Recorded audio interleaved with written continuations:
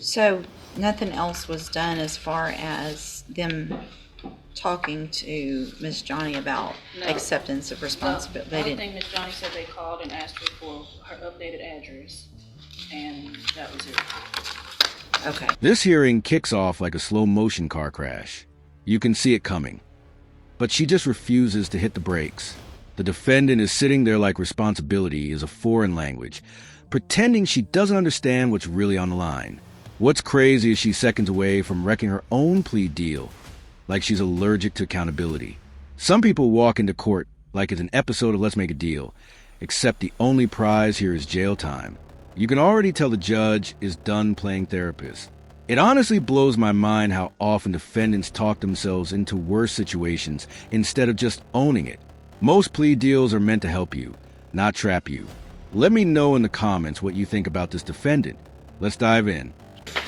So was there another one and then this was an updated one? No, because I thought she was Like talking this says about, this is an update. So is there an old PSI? this is the old PSI that's in there. There isn't an updated one. She said the only update is this cover page. Reflected on the cover page. Right. So I don't know what that means. The only change reflected is the cover page. They didn't do it updated. Because I spoke with Miss Johnny, and she said this is the same one from the last PSI. The old one. Here's both of them.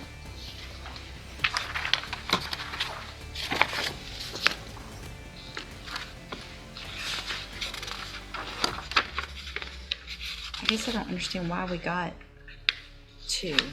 I'm very confused. Well, this was Remind one me. where she had pled and you refused to go along with it because she didn't accept responsibility for the crime. Uh-huh. And then we came back and she did accept responsibility, so we replayed for the same. Okay. There was a different attorney involved on the first time, and then I was appointed. She pled in May of last year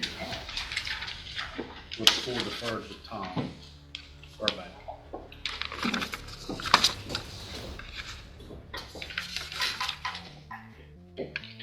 So nothing else was done as far as them talking to Miss Johnny about No. acceptance of responsibility. The They only didn't. thing Miss Johnny said, they called and asked her for her updated address, and that was it.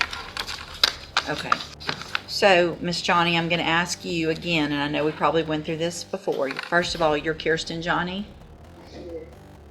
And Miss Johnny, I want to make sure, because in that previously you said you didn't do it, you were forced to do it because of your financial, you were forced to plea because of your financial situation, and that it wasn't fair.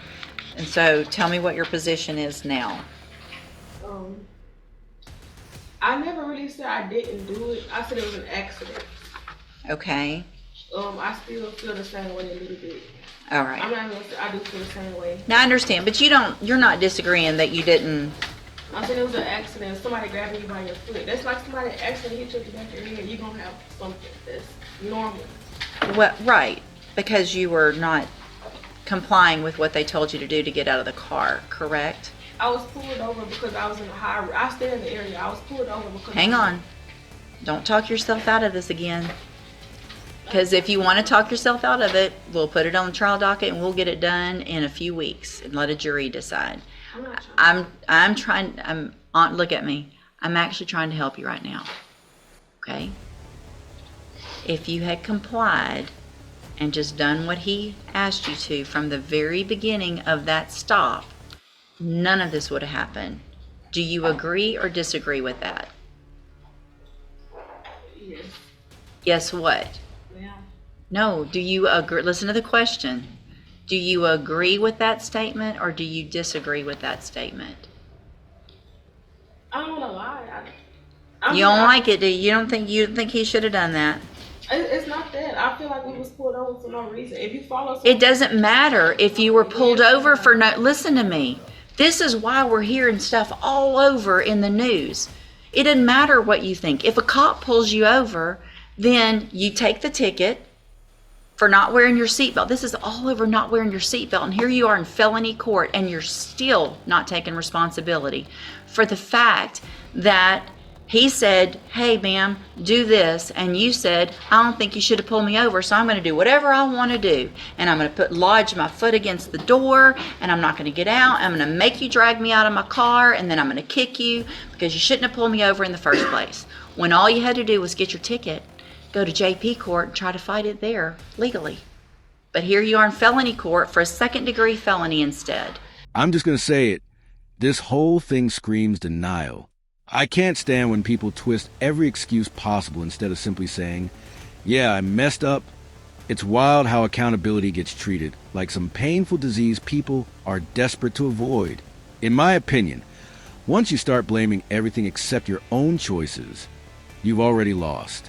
Everyone knows the system isn't perfect, but it's not built to hold your hand through adulthood.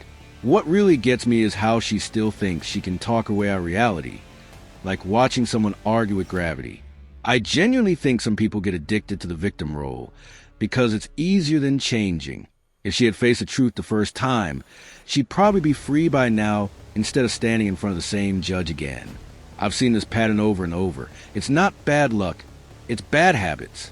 And honestly, it makes me wonder if some people even want help or if they just want attention.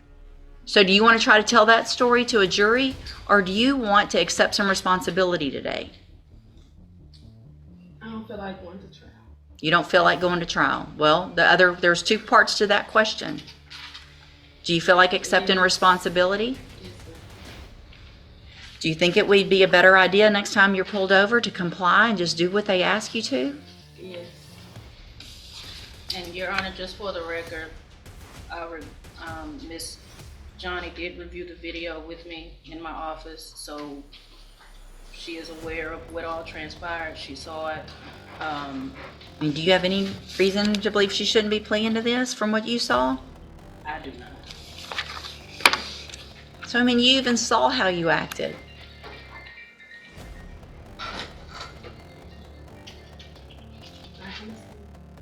It's probably a good idea. All right.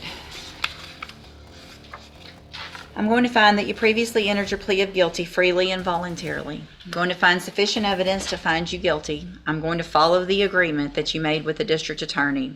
I hope you prove me wrong on this, because I really have some concerns that you're going to be able to be successful, because you're not taking responsibility and you're not wanting to follow directions and things like that. And you're about to have 4 years of having to follow directions on probation.